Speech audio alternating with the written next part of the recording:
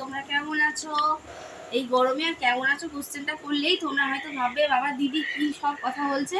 আমি জানি সকলের গরমে অস্বস্তি লাগছে, কষ্ট হচ্ছে, আমাদেরও সাথে সাথে তাই হচ্ছে, কিন্তু ভালো থাকার চেষ্টা তো করতেই হবে। ভালো আছি এ কথাটাও বলতে হবে, সবসময় গরম গরম করলে তো চলবে না, তার মধ্যে দিয়ে কাজ বাজ সবাইকে করতে হবে। Good evening. এখন জানো তো রাত্রি 9টা বাজে, এখন থেকেই ভিডিওটা স্টার্ট করলাম। অনেকটা দেরি হয়ে গেল, রিজুর পরীক্ষা হয়ে গেছে, কিন্তু তাও সামান্য অঙ্ক করাচ্ছিলাম, কারণ পড়াশোনা চর্চা যদি না রাখি তাহলে পরে আমি যদি ওকে পড়তে না বসাই ও বসবে না, সেই জন্য সামান্য একটু অঙ্ক করেছে আজকে। আর এখন রান্নাঘরে যাব, এত গরম লাগছে, মানে রান্নাঘরে যাওয়ার নাম শুনলেই ভয় লেগে যাচ্ছে।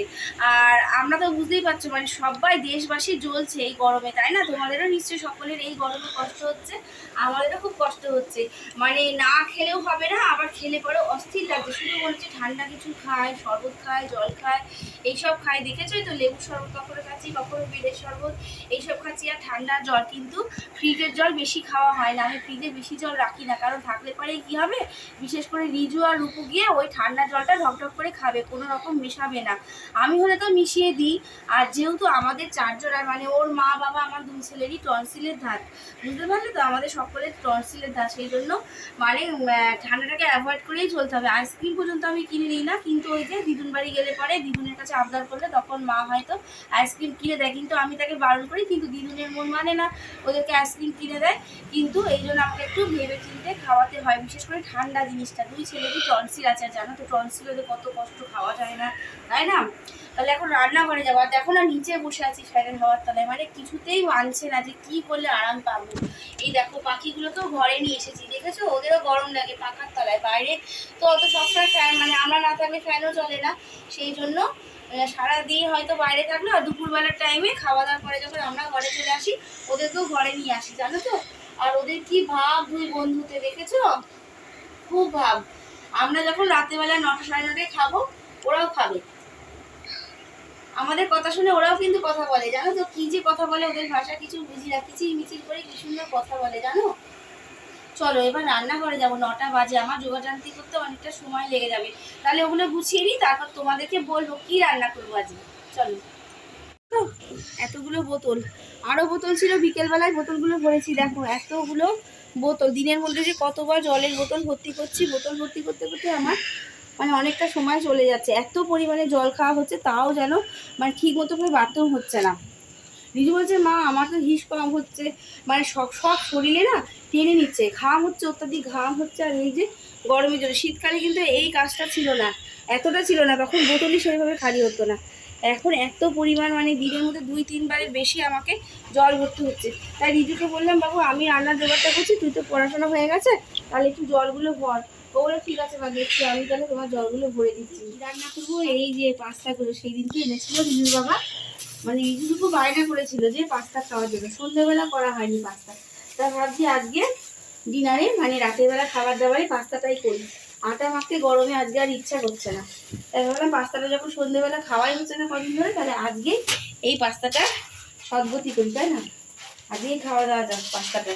তাহলে এদিকে জল গরম হচ্ছে, এই গরম জলের মধ্যে পাস্তাগুলো ছেড়ে দেবো, আর এর মধ্যে সামান্য পরিমাণ দেব নুন, আর দেবো একটু তেল। তেলটা দেবো কেন বলো তো, তেলটা দিলে পরে না পাস্তাগুলো বেশ ছাড়া ছাড়া হবে, মানে ঝরঝরা হবে। দেখবে বিরিয়ানি করার সময়, আমরা বিরিয়ানি যখন ভাতটা করি তখন কয়েক ফোঁটা তেল দিই, এই জন্য মানে ঝরঝরা হয়, সেই জন্য এই পাস্তাগুলো রান্না করার সময় আমি এই তেলটা একটুখানি দিয়ে দিলাম। এবার জাস্ট ফুটবে 5-7 মিনিট, মানে বেশি সিদ্ধ করবো না, এইটা একটু লক্ষ্য রাখতে হবে যেন বেশি সিদ্ধ হয়ে যায় না, তারপরে এটা একদম গলে ভাত হয়ে যাবে। তাহলে এটা সিদ্ধ হতে থাকুক। আর এরকম আমি এখানে কেটে নিয়েছি গাজর, গাজর, টমেটো আর লঙ্কা কুচি। আর সবজি ঘরে ছিল না, সেই জন্য মানে এখানে আলু দিয়েছি, আলুও দিয়েছি। আর এখানে কেটে নিয়েছি পেঁয়াজ কুচি, রসুন কুচি, আদা কুচি, এগুলোকে থেতো করবো, পেঁয়াজটা থেতো করবো না, এই আদাগুলো আর রসুনগুলো একটু থেতো করে নেবো, তারপরে ভাজা ভাজা করবো, তোমাদের দেখাচ্ছি। এর মধ্যে কিন্তু অনেক রকম সবজি অ্যাড করা যায়, জানো তো, যেমন হচ্ছে বিনস, মটরশুঁটি, তারপরে হচ্ছে ফুলকপি, ক্যাপসিকাম, অনেক কিছু অ্যাড করা যায়, কিন্তু আমার কাছে নেই, দিলে পরে ভালোও লাগতো, কিন্তু ঘরে যা ছিল তাই দিয়ে এখন করতে হবে। আর একদিন অন্য কিছু দিয়ে সবজি যা থাকবে, মানে আরও আইটেমগুলো জোগাড় করে তারপর সেই দিনকে ওই সব দিয়ে রান্না করব। তো চলো এটা সিদ্ধ হতে থাকুক ততক্ষণ। তো ফ্যান চালাতে পারছি না, কিন্তু রান্নাঘরে দাঁড়াতেও হবে। আর ওটা ততক্ষণ সেদ্ধ হতে থাকুক, আমি একটু হাওয়া খেয়ে নিই। এই দেখো, আর রিজু ক্যামেরা করছে, রিজুকে একটু হাওয়া দিয়ে দিচ্ছি। রিজুর গরম লাগছে, এত গরম রান্নাঘরে বদ্ধ। আর এই জানলা আছে ঠিকই দুটো, কিন্তু কোনো হাওয়া সেইভাবে আসে না। হাওয়া আসবে কি করে? গাছগুলো নড়লে তো তবে হাওয়া আসবে। গাছগুলো জড়বস্তুর মতো চুপচাপ দাঁড়িয়ে আমাদের এই দৃশ্য দেখছে। আমরা গরম লাগছে, এই দৃশ্যগুলো গাছরা এনজয় করছে, জানো তো। এখন এখন গাছেরা খুশি খুশি আছে। ওরা গরমে মরুক, যেখানে ইচ্ছা চলে যাক, গরমে যা খুশি হয়ে যাক, একটুও হাওয়া দেবো না, এইরকম ব্যাপার হয়ে দাঁড়িয়েছে। গাছগুলো একটুও নড়ছে না, মানে একটু যদি গাছগুলো নড়ে না, তাহলে যে কি শান্তি, কি আর বলবো। ওই যে বললাম এসির হাওয়া, সব হাওয়া ফেল, কিন্তু একটু নড়ছে না, একদম জড়বস্তুর মতো দাঁড়িয়ে আছে। ওই জন্য হাত পাখা নিয়ে হাওয়া করছি, আর ওই রান্নার দিকে তাকিয়ে আছি। ফ্যান তো চালাতে পারছি না, এত কষ্ট। দেশবাসীর প্রচণ্ড কষ্ট হচ্ছে এই গরমে, বুঝতে পারলে। পশু পাখি সবার কষ্ট হচ্ছে, গাছপালা সবারই কষ্ট হচ্ছে। একটু বৃষ্টি নেই, হাওয়া বাতাস কিচ্ছু নেই। সিদ্ধ হয়েছে, একদম গলেও নি, আবার শক্তও নেই। এখানে পাস্তাগুলো জল ঝরাতে দিয়ে দিয়েছি। আর এদিকে দুটো ডিম আমি এখানে ভেজে নেবো, মানে ডিমগুলো কুচি করে নেবো, যাকে বলে ডিমের ভুজিয়া। ডিমগুলো একদম কুচি কুচি করে নেবো, তারপর এই ডিমটা ওই পাস্তার মধ্যে লাস্টের দিকে অ্যাড করবো। দিয়ে দিয়েছি। এবার এই রসুনগুলো আর এই আদাটা, মানে রসুন কুচি আর আদা কুচিটাকে একটু থেতো করে নেবো। গরম হয়ে গেছে, আগে পেঁয়াজ কুচিগুলো ভাজবো। পেঁয়াজ কুচিগুলো হতে থাক, ততক্ষণে আমি এটাকে একটু থেতো করে নিই, না হলে না মুখে বাদে। একটু থেতো করে নিলে ভালো লাগে।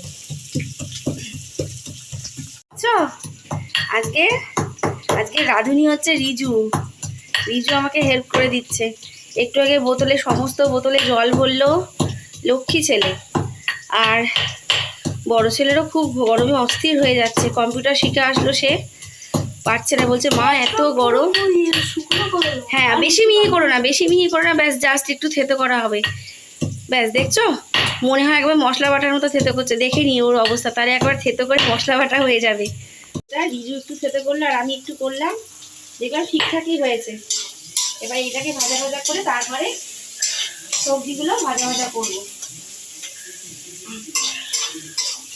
ঠিক আছে, এবার আমি এই সবজিগুলো দিয়ে দেবো।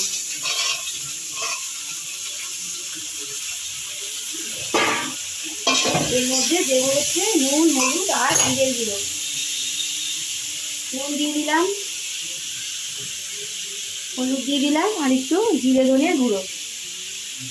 এবার এটাকে ভালো করে ভাজা ভাজা করবো। এটা ভাজতে একটু সময় লাগবে। এটা সেদ্ধ হতে যতটুকু সময়, তারপরে আর বেশি সময় লাগবে না। প্রায় হয়ে এসছে, আর একটুখানি সামান্য জল মারবো। আর আমার এই গাজরগুলো সেদ্ধ করতে, মানে জব্দ করতেই সময় লেগে গেল। কেন বলতো, আজকাল এই শীতের এই কোল্ড স্টোরে থাকে, তো কোল্ড স্টোরে থাকার জন্য না এর যে গুণাগুণ বা এর যে রস ভিতরে সমস্তটা নষ্ট হয়ে যায়। টাটকা থাকে অবশ্যই, কিন্তু এর গুণাগুণ বলো আর যে ভিতরের যে রসটা, সেটা শুকিয়ে যায় বলেই এটা সেদ্ধ হতে এতটা সময় লেগে গেল। আলু সিদ্ধ হয়ে গেছে, কিন্তু এই গাজরগুলো সেদ্ধ হতে সময় লেগে গেল। আর যদি সেদ্ধ না করি, খাওয়ার সময়টা কচকচে ভাব থাকে। তাহলে এইবারে আমি এই পাস্তাগুলো দিয়ে দেবো।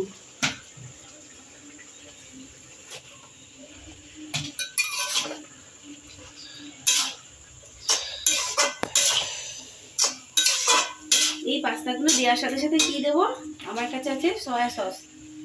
সয়া সস দিয়ে দেবো 2 মুটকি। আর দেব টমেটো সস, কিষান কোম্পানির টমেটো সস। এটা প্রায় শেষের দিকেই। এই সসটা দেব, আর দেব গোলমরিচের গুঁড়ো। এটা দিলে কি হয় বলো তো, টেস্টটা আরো বেড়ে যায়। যে কোনো খাবারে গোলমরিচ খাওয়া খুব উপকার, জানো তো।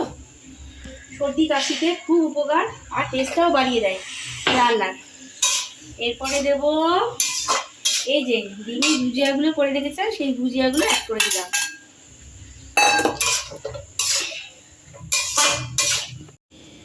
Saffola mayonnaise.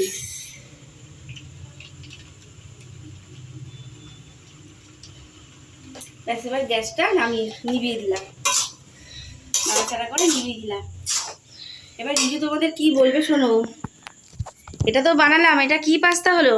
দাঁড়াও, এই পাস্তার নাম হলো এগ মশলা পাস্তা। এগ মশলা পাস্তা, এটা বানালাম আজকে। অনেকদিন ধরে খাবার ইচ্ছা ছিল। হ্যাঁ, ওর বাবা সেদিনকে নিয়ে এসছে, তাহলে ভাবলাম চলো আজকেই করা যাক এটা, আর তোমাদের সঙ্গে এটা শেয়ার করলাম। দেখো খেয়ে তোমাদের, এখনই আমরা খেতে বসবো, তারপর তোমাদের বলছি টেস্ট কেমন হয়েছে, তোমরাও এটা ট্রাই করো। ও তো দেখেই মুখে জল এসে গেছে। হ্যাঁ, এই গরমের মধ্যে গরম গরম খেয়ে শরীরটা আরো গরম হয়ে যাবে, তাই না? কিন্তু খেতে ইচ্ছা করেছে, করতেই হবে। আর ছেলেরা বিশেষ করে খেতে চেয়েছে না। ঝাল ঝাল হয়েছে, বেশ ভালো হয়েছে,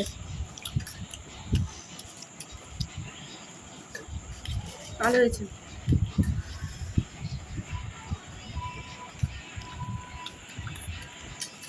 তোমরা দিতেও পারো নাও পারো, আমার ঘরে ছিল হাতের কাছে, ওই জন্য আমি ওটা দিয়ে দিলাম। আর সত্যিই ভালো হয়েছে, ডিম টিম মেয়োনিজ গাজর আরও সবজি দিলে আরও বেটার লাগবে। আর এর মধ্যে ধনেপাতা পড়লে তো আরও কথাই নেই, কিন্তু ধনেপাতা ঘরে ছিল না, কি করব, যা ছিল ঘরে এই দিয়েই চালিয়ে নিলাম। তাহলে আজকের ডিনারটা এখানেই শেষ করছি, ডিনার খাওয়াটা। আবার দেখা হচ্ছে কালকে তোমাদের সাথে। তাহলে এখনকার মতো গুড নাইট। বেলায় তোমাদের সঙ্গে দেখা করতে আসলাম। আজকে রান্নাবান্না কিচ্ছু শেয়ার করিনি, সেরকম রান্নাবান্না যেহেতু করিনি, গরমকাল কি রান্না করেছি দেখবে। এই দেখো পাট শাক রান্না করেছি, এই দেখো, আর মাছের ঝোল, বেগুন দিয়ে আলু দিয়ে মাছের ঝোল, আর এই যে পাট শাক, এই যে দেখো। আর রিজু খাচ্ছে, রিজু খাও, পাট শাক দিয়ে খাওয়ার মতো করে দাও বাবা। হ্যাঁ, বুঝতে পারি। রান্না বান্না মানে গরমে রান্না করে তো ঢুকতেই পারছি না, খুব কষ্ট হচ্ছে, সকল মানুষের কষ্ট হচ্ছে সব দিক দিয়ে কাজকর্ম করতে, কিন্তু তাও করতে হচ্ছে। কাজ না করলে হবে না, সবই করতে হবে, যতই গরম লাগুক ঠান্ডা লাগুক, তাই না? আর তোমাদের একটা কথা বলি, বিকেলবেলায় একটা জায়গায় যাচ্ছি আমি, মানে আমার ছেলেদের নিয়ে আমি যাচ্ছি, আমার বোনের সাথে দেখা করতে যাচ্ছি, বুঝতে পারলে? অনেকদিন বাদে বোন এসছে, তাই না বাবা? কার সাথে দেখা করতে যাবো যাচ্ছি বলে দাও। মাসি, মাসি আর কে আছে? মাসি, ছোট দাদা, মেসো অনেকদিন বাদে দেখা করছে, আমার খুব মজা হবে। খুব মজা হবে ওখানে, সত্যি ওদেরকে পায় না তো, ওরা অনেকটা দূরে থাকে, অনেকটাই দূরে থাকে। আর ওই জন্য যখন আসে এখানে 5-7 দিন, তো বিশাল মজা হয়। তাই জন্য আমিও 2-4 দিন থেকে আসবো ওদের সঙ্গে, হয়তো দেখি, ইচ্ছা আছে। আর ভিডিওটা ভালো লাগে সকল বন্ধুদের বলছি তোমরা লাইক, কিন্তু খুব কম আসছে লাইক, কম আসছে, আর কিন্তু কমেন্টও পাচ্ছি না।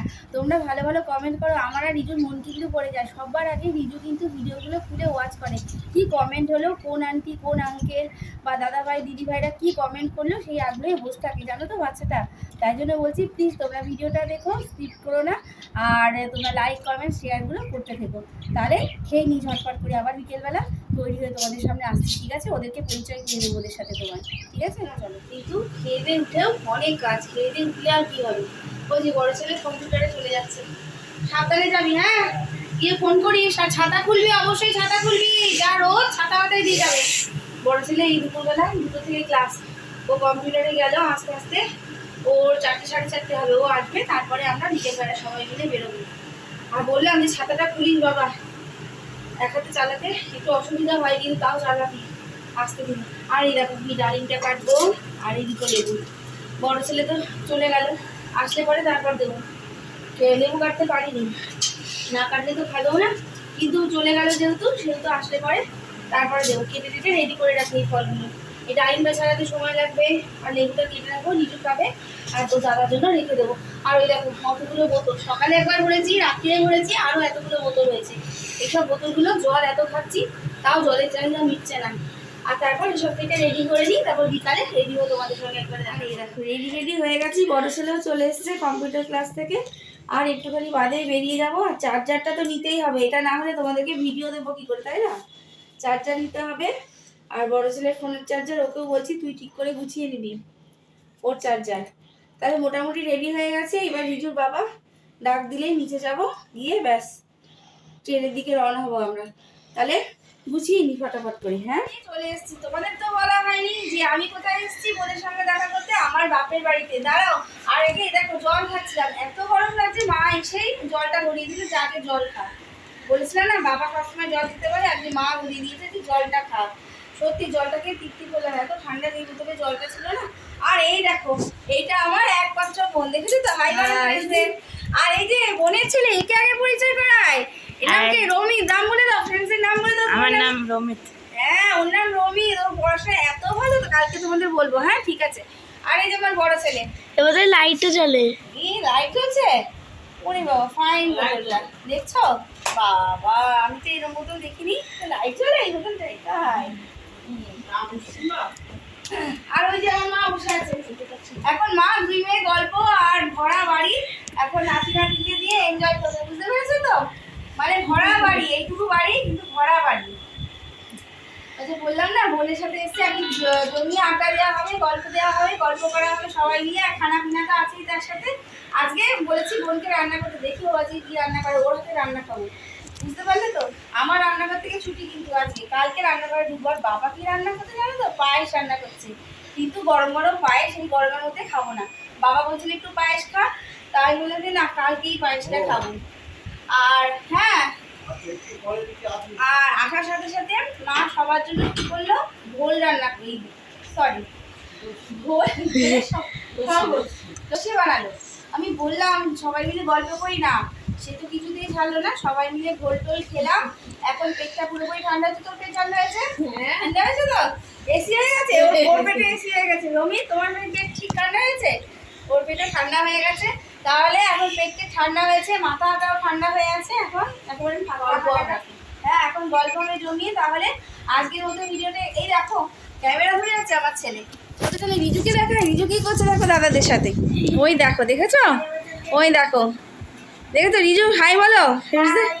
হ্যাঁ, এখন সবাই মিলে জমিয়ে তিন ভাই, দেখছো তো? এই দেখো, তিনজন মিলে আড্ডা হবে, জমিয়ে আড্ডা হবে। আর আমরা দুই বোন মিলে, ওই দেখো আমার বোন তো এসেই নানান কাজে লেগে পড়েছে।